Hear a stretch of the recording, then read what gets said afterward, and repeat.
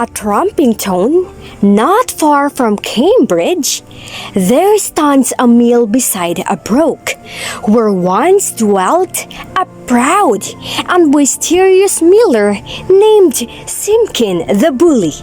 He was skilled in many pursuits, from playing the bagpipes to wrestling and shooting. His skull was as bald as an ape's, and his nose a pug. He was a notable swaggerer at markets. No creature dared to lay a hand on him, for he swore he should pay dearly for it. He had a wife of noble blood, and the parson of the town was her father. Simkin would have no wife, he affirmed, unless she were well nurtured and a virgin, for the sake of his social rank as a yeoman. The couple has a 20-year-old daughter and a 6-month-old son. The daughter is attractive, and the town's parson plans to make her his heir, aiming to marry her into a prestigious family to elevate his lineage. One day, the miller who processed wheat and malt for King's Hall at Cambridge began stealing excessively, especially when the college manciple fell seriously ill. Despite the warden's reprimands, the miller remained unapologetic. In the same hall, two adventurous clerks, John and Alan, requested leave to visit the mill, confident the miller would cunningly take some of their coin. With the warden's permission, they set out from Strother. Alan packed a sack of corn, and both carried swords. Knowing the way, they reached the mill where John laid down the sack. "All hail, Simon, my friend! How's your wife and lovely daughter?" "Welcome, Alan, and John too. What brings you here?" "Simon, my friend, sometimes a man must help himself. Our manciple's not well, and I believe he won't last. So, Alan and I came to grind our corn. Can you lend a hand?" "Of course, it shall be done. What will you do while waiting?" "By God, I'll be the hopper, watching how the corn goes in. I've never seen it in action." "I'll be beneath, seeing how the meal falls into the trough." The cunning miller, unimpressed by the clerk's sophistication, plans to deceive them. He resolves to substitute bran for flour, mocking their intellectual pretensions.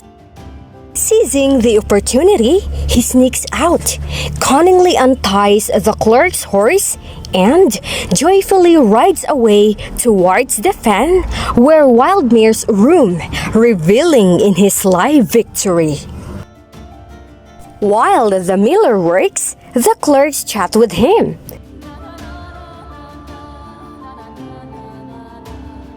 When they finish, they find the horse missing. "Help!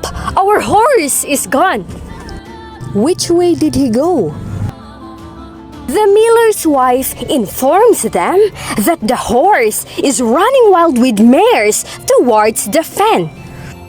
"Curses! The horse got loose! I should have tied him better!" John and Alan decide to chase the horse, forgetting the flour and wet. The miller takes advantage of their absence and takes some of their flour. The clerks struggle, but eventually catch the horse in a ditch at night. They reach the miller's house at night, seeking lodging and food. "Oh, dear host, we beg for shelter and a meal. We'll pay you for your kindness." "My house is small, but you scholars can make it seem bigger with your words. Let's see if your talk can expand my humble abode." "Simon, you're always cheerful. We need food and drink. We'll pay you honestly." The miller sent his daughter for ale and bread. Here's your bed, close to mine. No other choice in this cramped place. They supped, chatted, and drank strong ale. By midnight, they retired to rest. The miller, having indulged in too much ale, snored like a horse, while his wife and daughter joined the symphony of snores. While everyone else slept, they heard a beautiful tone and decided to investigate. Have you ever heard a song before? What a compliment they're singing! If I could just share a moment with that young lady, the law might compensate our losses. There's a saying that when one harm comes, relief follows in another form. Careful, Alan, the miller is dangerous. The miller is nothing. Watch and play along. Alan slowly approached Simpkins' daughter. And, well, things happened. Meanwhile, John lamented his lack of boldness. I'm a fool. Alan got the miller's daughter, and I'm stuck here like a sack of chaff. Determined not to be seen as a weakling, John decided to take a risk. He quietly moved the cradle to his own bed. Meanwhile, the miller's wife woke up, went to pee, and almost made a mistake. Where is the cradle? Oh, almost went to the wrong bed. What a mistake that would have been. She finally found her cradle and thought all was well, not realizing it was dark and she couldn't see clearly. Unaware of her surroundings, she crawled into bed with the clerk, hoping to sleep peacefully. Meanwhile, the clerk, full of energy, woke up and engaged with her passionately. Farewell, my sweet Maline. I can't stay any longer. Farewell, dear. But before you leave, remember the loaf behind the meal's door, made from your own meal. Alan, disoriented, decided to join the clerk in bed, but mistakenly ended up with the miller. In the twist of fate, he woke up the miller and excitedly shared the night's escapades, revealing his own bravery. John, you coward, wake up. I've had a grand time with the miller's daughter 3 times tonight, while you cowered in fear. You false knave! Ah! A false traitor! False clerk! You shall die by God's dignity!